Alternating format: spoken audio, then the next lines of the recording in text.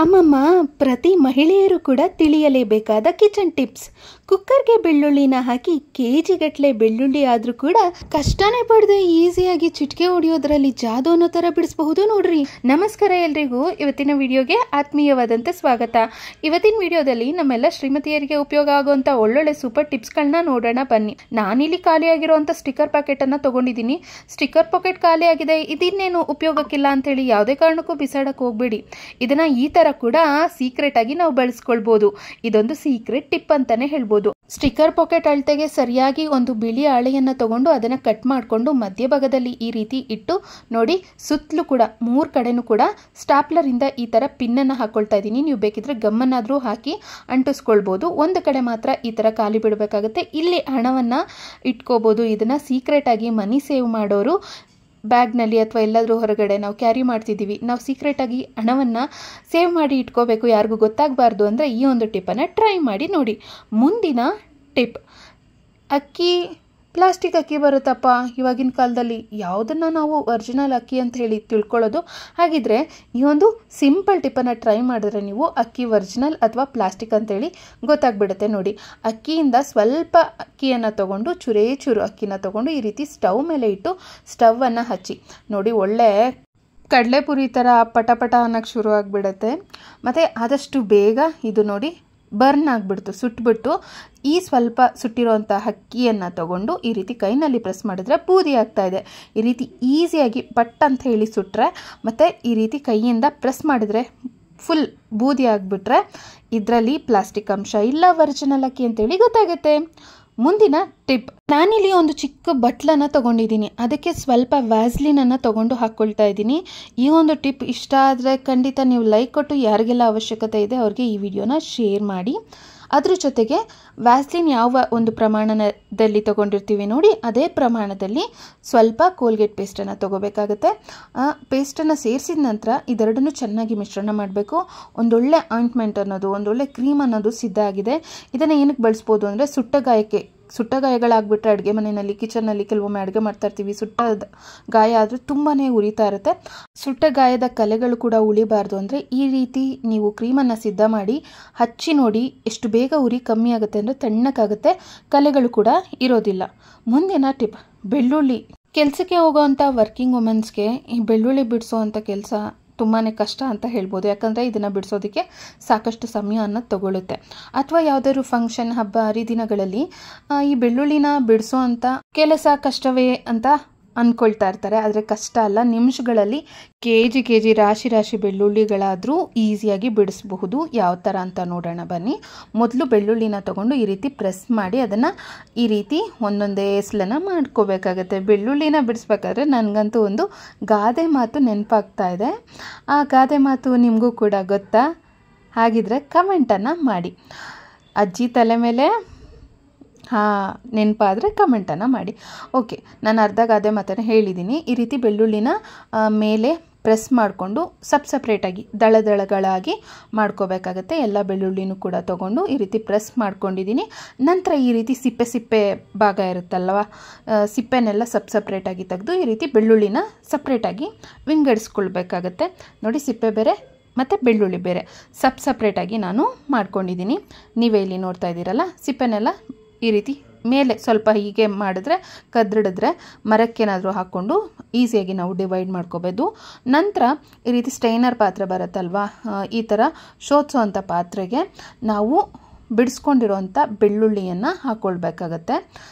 ಸಪ್ರೇಟಾಗಿ ಈ ರೀತಿ ಮಾಡಿಕೊಂಡ್ರೆ ಕೆಲಸ ತುಂಬ ಈಸಿ ಆಗುತ್ತೆ ನೋಡಿ. ನಂತರ ಕುಕ್ಕರನ್ನು ಸ್ಟವ್ ಮೇಲೆ ಕಾಯೋದಕ್ಕೆ ಅಂತೇಳಿಟ್ಟು ಒಂದು ಚೊಂಬಾಗುವಷ್ಟು ನೀರನ್ನು ಪಾತ್ರೆಗೆ ಹಾಕಬೇಕಾಗುತ್ತೆ, ಕುಕ್ಕರ್ಗೆ ಹಾಕಬೇಕಾಗುತ್ತೆ. ಅದ್ರ ಮೇಲೆ ಈ ಒಂದು ಸ್ಟ್ರೈನರನ್ನು, ಬೆಳ್ಳುಳ್ಳಿ ಹಾಕಿರೋಂಥ ಸ್ಟ್ರೈನರ್ನ ಇಟ್ಟು ಕುಕ್ಕರ್ ಲಿಡ್ಡನ್ನು ಕ್ಲೋಸ್ ಮಾಡಬೇಕಾಗುತ್ತೆ. ಕುಕ್ಕರ್ ಲಿಡ್ಡನ್ನು ಕ್ಲೋಸ್ ಮಾಡಬೇಕಾಗುತ್ತೆ ಅಂತಂದರೆ ಯಾವುದೇ ಕಾರಣಕ್ಕೂ ರಬ್ಬರ್ ಅನ್ನೋದು ಗ್ಯಾಸ್ಕೆಟ್ ಹಾಕೋ ಅವಶ್ಯಕತೆ ಇಲ್ಲ, ತೆಗೆದುಬಿಡಬೇಕು. ಮತ್ತು ವಿಸಲನ್ನು ಕೂಡ ಹಾಕೋ ಅವಶ್ಯಕತೆ ಇಲ್ಲ. ಒಂದು ಲೋ ಫ್ಲೇಮ್ನಲ್ಲಿ 5 ರಿಂದ 10 ನಿಮಿಷಗಳ ಕಾಲ ಇದನ್ನು ನಾವು ಸ್ಟೀಮ್ ಮಾಡ್ಕೋಬೇಕಾಗತ್ತೆ, ಸ್ಟೀಮ್ ಮಾಡಿ ಬೇಯಿಸ್ಕೋಬೇಕಾಗತ್ತೆ. 5 ರಿಂದ 10 ನಿಮಿಷ ಮ್ಯಾಕ್ಸಿಮಮ್ ಸಾಕು. ಸೊ ನಂತರ ಸ್ಟವನ್ನು ಆಫ್ ಮಾಡಿ ನೋಡಿ, ನಾನು ಪಾತ್ರೆಯನ್ನು ತೆಗೆದಿದ್ದೀನಿ. ಇವಾಗ ಸ್ಟೀಮ್ ಮಾಡ್ಕೊಂಡಿರೋದ್ರಿಂದ ಇದು ಸ್ವಲ್ಪ ಸಾಫ್ಟ್ ಆಗಿರುತ್ತೆ, ಸಿಪ್ಪೆಲ್ಲ ಸಾಫ್ಟ್ ಇರುತ್ತೆ.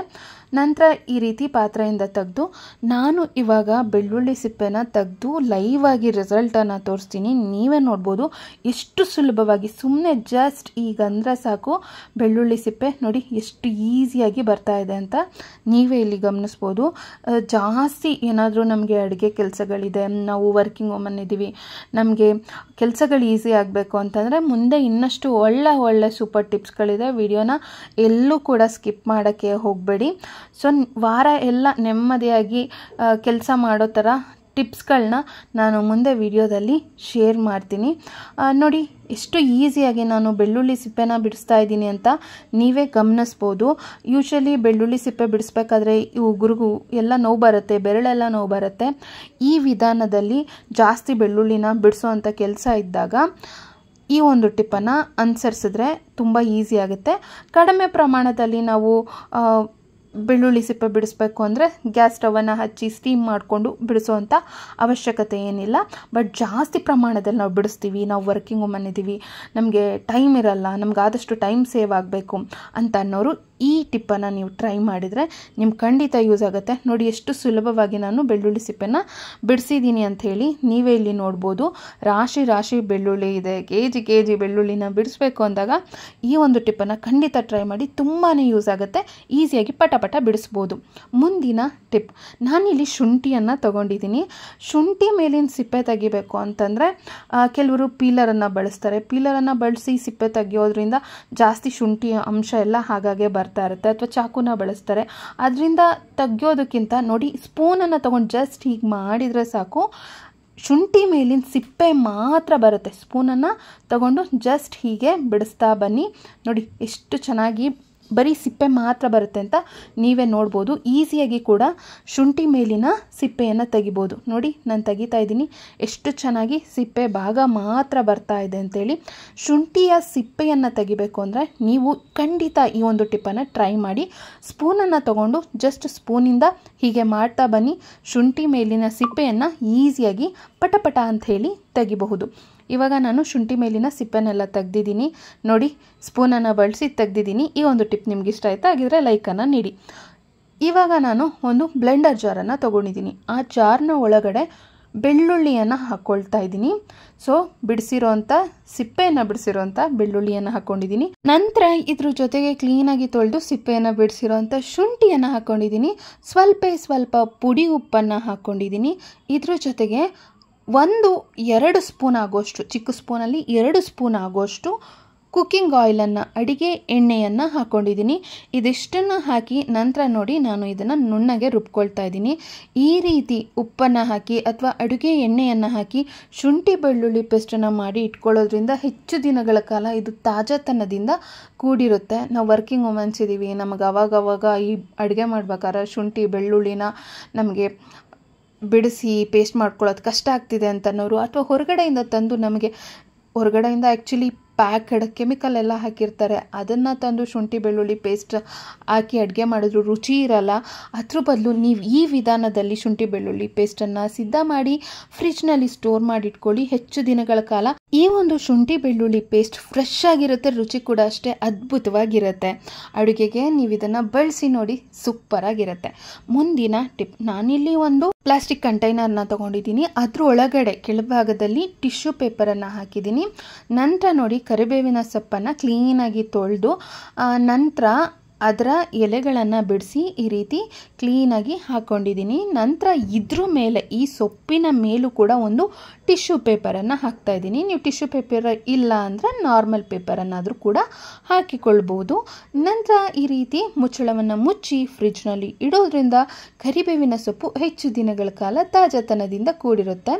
ಮತ್ತು ಹಸಿರು ಮೆಣಸಿನ್ಕಾಯನ್ನು ತಂದಿರ್ತೀವಿ, ಇದನ್ನು ಹಾಗೆ ಫ್ರಿಜ್ನಲ್ಲಿ ಇಟ್ಟರೆ ಬೇಗನೆ ಹಾಳಾಗಿಬಿಡುತ್ತೆ. ಒಂದು ಮೆಣಸಿನ್ಕಾಯಿ ಏನಾದರೂ ಹಾಳಾಗಿತ್ತು ಅಂದರೆ ಅದರಲ್ಲಿ ಇನ್ನೂ ಒಂದಷ್ಟು ಮೆಣಸಿನಕಾಯಿಗಳು ಬೇಗನೆ ಹಾಳಾಗುತ್ತೆ. ಅದ್ರ ಬದಲಿಗೆ ಹಾಳಾಗಿರೋಂಥ ಮೆಣಸಿನಕಾಯನ್ನು ತೆಗೆದು ತೊಟ್ಟನ್ನೆಲ್ಲ ಬಿಡಿಸಿ ನಂತರ ನೋಡಿ ಒಂದು ಪ್ಲಾಸ್ಟಿಕ್ ಬಾಕ್ಸ್ನಲ್ಲಿ ಕೆಳಭಾಗದಲ್ಲಿ, ಅಥವಾ ನೀವು ಯಾವೊಂದು ಬಾಕ್ಸ್ ಸ್ಟೋರೇಜ್ಗೆ ಅಂತ ಯೂಸ್ ಮಾಡ್ತೀರಾ ಆ ಒಂದು ಬಾಕ್ಸ್ನಲ್ಲಿ ಕೆಳಭಾಗದಲ್ಲಿ ಟಿಶ್ಯೂ ಪೇಪರನ್ನು ಹಾಕಿ ನಂತರ ಮೇಲ್ಭಾಗದಲ್ಲಿ ಈ ರೀತಿ ಹಸಿರು ಮೆಣಸಿನಕಾಯನ್ನು ಕ್ಲೀನಾಗಿ ಬಿಡಿಸಿ ಇಡೋದ್ರಿಂದ ತಿಂಗಳಾನ್ಗಟ್ಲೆ ಹಸಿರು ಮೆಣಸಿನ್ಕಾಯಿ ಅನ್ನೋದು ತುಂಬಾ ಫ್ರೆಶ್ ಆಗಿರುತ್ತೆ, ತಾಜಾತನದಿಂದ ಕೂಡಿರುತ್ತೆ. ಮುಂದಿನ ಟಿಪ್ ನೋಡಿ, ಈ ಪ್ಲಾಸ್ಟಿಕ್ ಬಾಕ್ಸ್ ಅಥವಾ ಈ ರೀತಿ ಕಪ್ಗಳು ಎಲ್ಲ ತಂದಿರ್ತೀವಿ ಹೊಸ ಪಾತ್ರೆ, ಅದ್ರ ಮೇಲಿನ ಸ್ಟಿಕ್ಕರನ್ನೇನಾದ್ರು ತೆಗಿಯೋಕ್ಕೋದ್ರೆ ನೋಡಿ ಈ ಥರ ಪೇಪರ್ ಥರ ಒಳಗಡೆ ಹಾಗೆ ಅಂಟ್ಬಿಟ್ಟಿರುತ್ತೆ. ತುಂಬಾ ಒಂಥರ ವರ್ಸ್ಟಾಗಿ ಕಾಣುತ್ತೆ. ಈಸಿಯಾಗಿ ಇದನ್ನು ತೆಗಿಬೇಕು ಅಂತಂದರೆ ನೋಡಿ ಈ ಒಂದು ಟಿಪ್ಪನ್ನು ಟ್ರೈ ಮಾಡಿ. ಒಂದು ಬಿಸಿ ಪಾತ್ರೆ ಏನಾದರೂ ಇಟ್ಟಿದ್ರೆ ಸ್ಟವ್ ಮೇಲೆ, ಆ ಪಾತ್ರೆಗೆ ಈ ರೀತಿ ಹೊಸ ಸ್ಟಿಕ್ಕರ್ ಭಾಗ ಏನಿರುತ್ತೆ ಆ ಭಾಗವನ್ನು ಸ್ವಲ್ಪ ಅಂಟಿಸಿ ಬಿಸಿ ಮಾಡಬೇಕಾಗುತ್ತೆ, ಟಚ್ ಮಾಡಿ ಬಿಸಿ ಮಾಡ್ಕೊಳ್ಬೇಕು. ನಂತರ ನೀವು ಸ್ಟಿಕ್ಕರನ್ನು ನೋಡಿ ಎಷ್ಟು ಈಸಿಯಾಗಿ ರಿಮೂವ್ ಮಾಡ್ಬೋದು. ಬಿಸಿ ಆದರೆ ಆ ಗಮ್ಮೆಲ್ಲ ಸಡ್ಲಾಗುತ್ತೆ, ಈಸಿಯಾಗಿ ಸ್ಟಿಕ್ಕರನ್ನು ತೆಗಿಬೋದು. ಹಾಗಿದ್ರೆ ಇವತ್ತಿನ ವಿಡಿಯೋದಲ್ಲಿ ಶೇರ್ ಮಾಡಿರೋಂಥ ಟಿಪ್ಸ್ಗಳಲ್ಲಿ ನಿಮಗೆ ಯಾವ ಟಿಪ್ ಇಷ್ಟ ಆಯಿತು ಅಂತೇಳಿ ಕಮೆಂಟ್ ಮೂಲಕ ಬರೆದು ತಿಳಿಸಿ. ವಿಡಿಯೋ ಇಷ್ಟ ಆಗಿದ್ರೆ ತಪ್ಪದೆ ಲೈಕ್ ಕೊಟ್ಟು ಶೇರನ್ನು ಮಾಡಿ, ಚಾನಲನ್ನು ಸಬ್ಸ್ಕ್ರೈಬ್ ಮಾಡಿಕೊಂಡು ಸಪೋರ್ಟ್ ಮಾಡಿ. ಮುಂದಿನ ವಿಡಿಯೋದಲ್ಲಿ ಬರ್ತೀನಿ. ಧನ್ಯವಾದಗಳು.